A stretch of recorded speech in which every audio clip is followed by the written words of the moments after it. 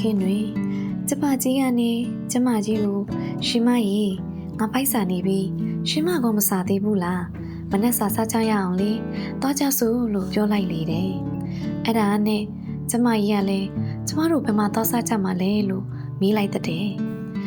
ကျမကြီးကဥယျာ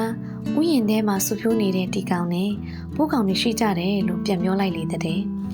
ကျမနဲ့ကျမကြီးကလည်းနနက်စာစားဖို့ဥယျာဉ်ခြံထဲသို့ရောက်ရှိလာကြတော့လေတယ်သူတို့လည်းခြံထဲမှာပိုးကောင်တွေရှာနေကြတယ်အဲ့ဒီအခါမှာ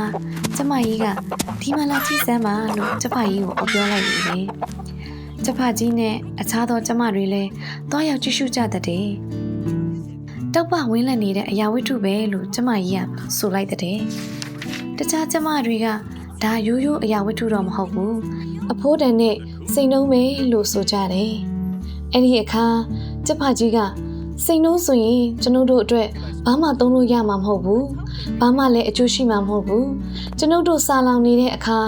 စိန်နှုံးတွေထည့်ထားတဲ့အိတ်ကြီးထက်စုဖြိုးနေတဲ့တီကောင်တကောင်ရှာတွေ့တာကပိုတန်ဖို့ရှိပါတယ်လို့ပြောကြလိုက်တဲ့ကွယ်ကဲဒီပုံမြင်လေးမှာတော့လူတိုင်းအတွက်တန်ဖို့ရှိရာကွာခြားတတ်တယ်တယောက်အတွက်အသုံးဝင်တဲ့အရာကအခြားသူအတွက်အသုံးဝင်နိုင်ပါဘူး